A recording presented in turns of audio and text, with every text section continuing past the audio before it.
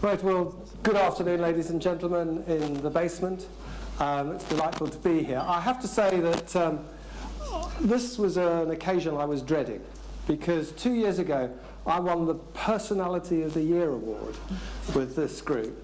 And I went to my golf club the following Saturday, and somehow they had spotted this in LinkedIn or somewhere.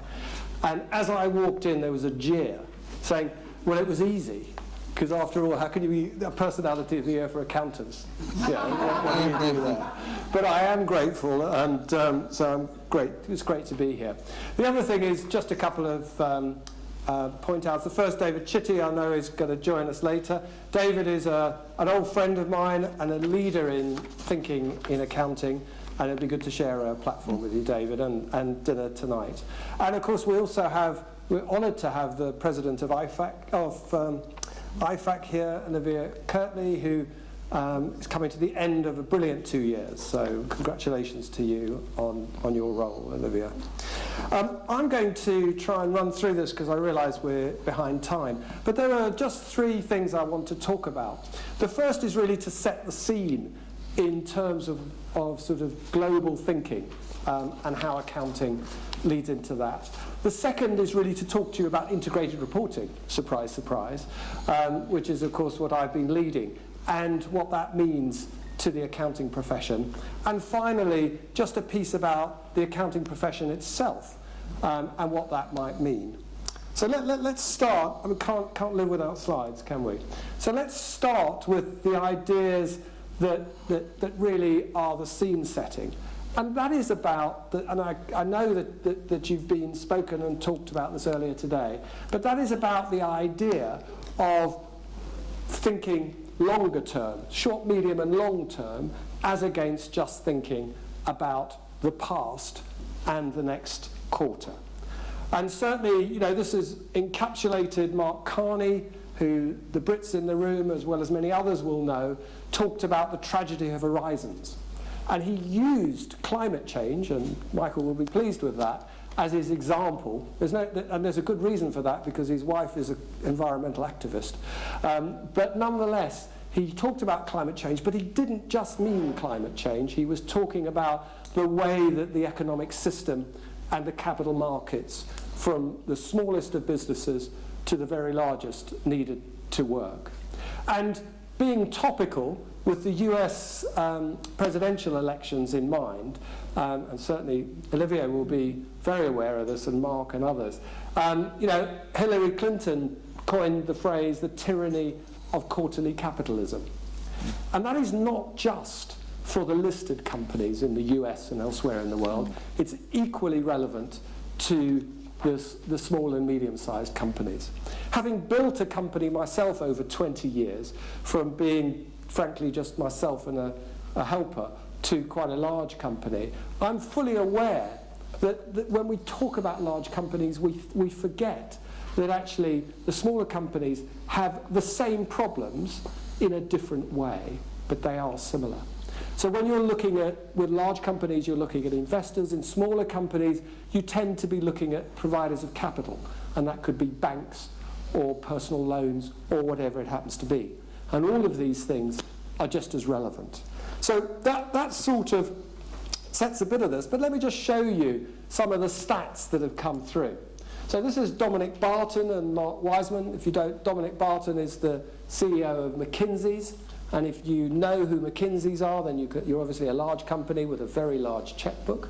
But nonetheless, we think our rates are high. Just think what theirs are. But I won't be cruel. But it's very interesting how he is talking about long-term value. So I've mentioned about long-term, but the other change in the language that we are all seeing and is starting to come right through is the language of value creation as against just profitability. And that'll be the theme as I go through the integrated reporting, that financial capital or profitability and the balance sheet are part of the whole, but not the whole of the whole. A survey that was done showed that, I think this is a pointer, showed that 84% felt pressure to deliver over a 2-year period. And if we move on, companies would actually, the companies that stuck to their earnings, their quarterly earnings targets, did not perform as well as those who fluctuated. And then also, if we look at the CFO, this is an American study, so we'll be American, the CFO, that 78% of them would sacrifice value in the business to smooth earnings. And I think that's very, very important that we recognise that that's where we are today and it needs to move on. So, it is a point where we have to have a time for change. Sorry, I have to look at my mind map here, which keeps moving around. And I think there's a great quote. We probably haven't got any Canadians in the audience, but if you're interested in ice hockey, we've got any ice hockey people in the audience? Sports people? Wayne Gretzky. Wayne Gretzky is, the ultimate ice hockey player, and I'm not an ice hockey player, but I'm a sports nut. And he made a great comment in his autobiography. Shows how many air miles I do, how sad I am reading these autobiographies. But he made a great comment where he said, I skate to where the puck is going to be, not where it is. And I think it applies to what we're talking about here. And so what is missing? Well, what is missing is that in corporate reports, we're saying that 44% of them, of the corporate reports that was in this study by KPMG, did not look beyond, in terms of the strategy. What is the strategy of the business into the future? If you're loaning a business money or if you're interrogating a business, are you really only looking at that short term, or are you looking at a business that has some longevity? 58%, only 58% actually identified and understood the business model. Great work done by SEMA here in the UK around business model. If you're interested in that, have a look at that, because it's really insightful. And then only 17% tell you whether the business is winning or retaining customers.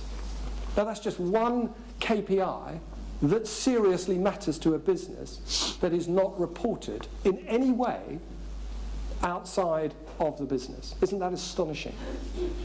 If you've ever run a business, whether it be an accounting practice, a network, or a commercial business, or a not-for-profit, if you are not simply looking at the financials, and that's the key. And actually, again, what is happening is that this is where we are in terms of reporting content, whereas in reality, value is created in all sorts of other ways. In the integrated reporting framework, we classify these different forms of value, how value is created, into 6 capitals. And these are the 6 capitals. Okay? But come on, guys, certainly those who are involved in reporting, this is not a template that every business needs to report under 6 capitals. And in fact, if you look at our own integrated report, you'll see we don't use the language of the 6 capitals, we use the principles of the 6 capitals. But it does give you an idea of the breadth that some businesses need to go to. If you're an accounting practice, does natural capital, and your carbon footprint, but does it seriously impact your strategy? Probably not. So would you be having that high? Probably not. Right? In terms of intellectual capital, relationships, and your human capital, the people that you that are part of your teams, of course, that is absolutely key to your business. So that's really encapsulates integrated reporting in many ways in a simple form. And what I'm trying to say to you is we're talking about short, medium, and long term, and we're talking about value creation. Those are the 2 terms I want you to take away from what I'm saying today. And what I'd like to add is this, that you can't put lipstick on a pig. If you write an integrated report, it is obvious to anybody who has any knowledge of the business, and don't forget all your investors and many others, all the banks and everything will have some knowledge of your business, including your staff. And don't forget your staff, because they do read integrated reports. They will just look at it and think, what a load of What a rosy picture. And in fact, that brings me to the study that was done on the last round of strategic reports in the UK, which is the UK implementation of integrated reporting, is that fair, balanced and understandable. They said that the strategic reports were fair and understandable, but they were not balanced. There's very little in terms of some of the challenges and problems that the business faced. And if you are looking at a business, you know what the problems are, and you know the management know. What you want to know is what they're going to do about it.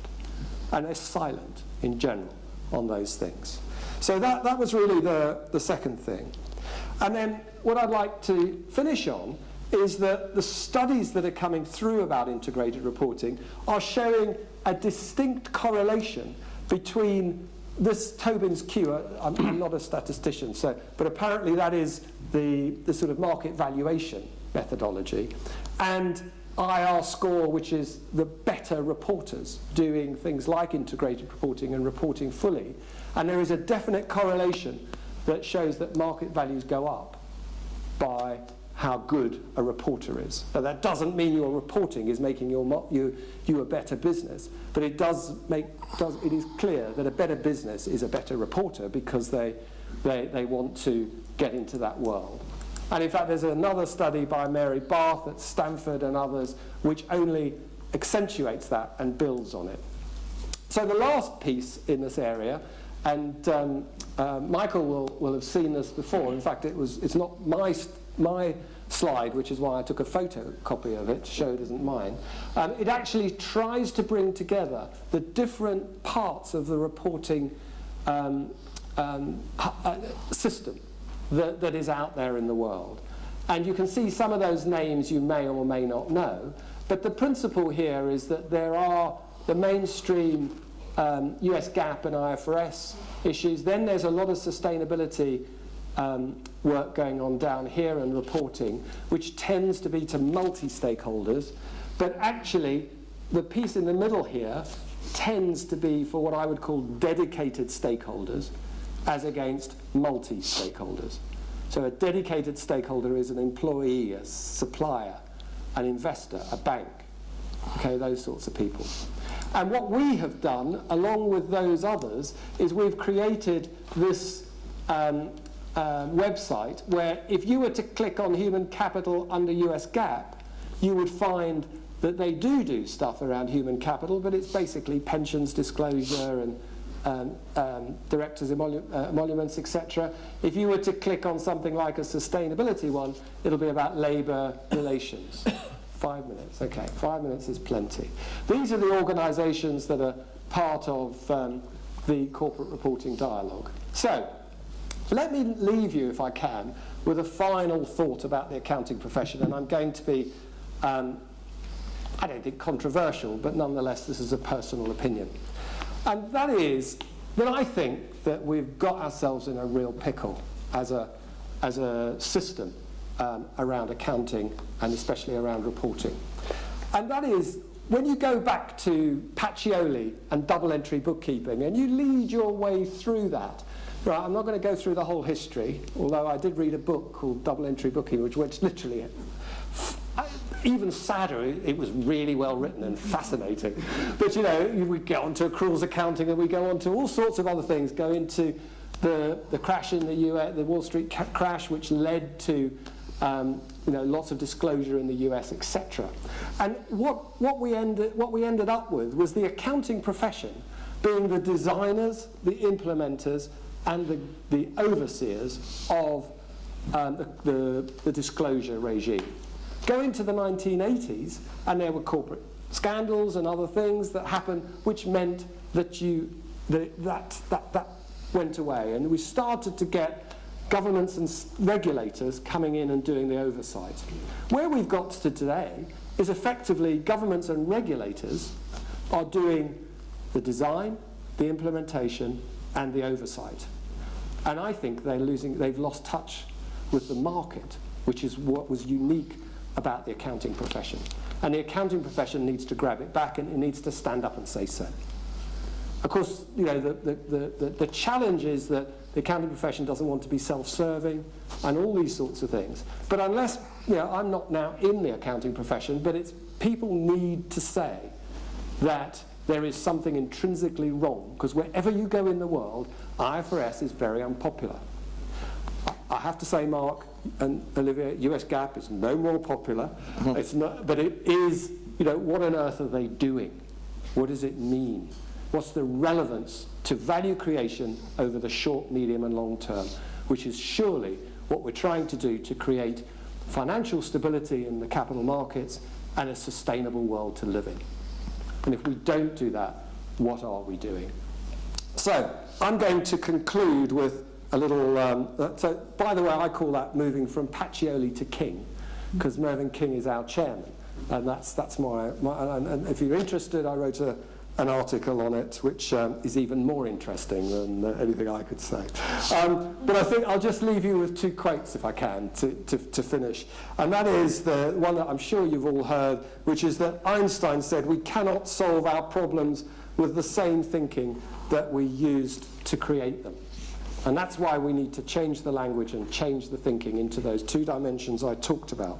And finally, and I think very poignantly today, is that Victor Hugo said, all the forces in the world are not so powerful as an idea whose time has come. Ladies and gentlemen, the ideas, their time has come. Thank you.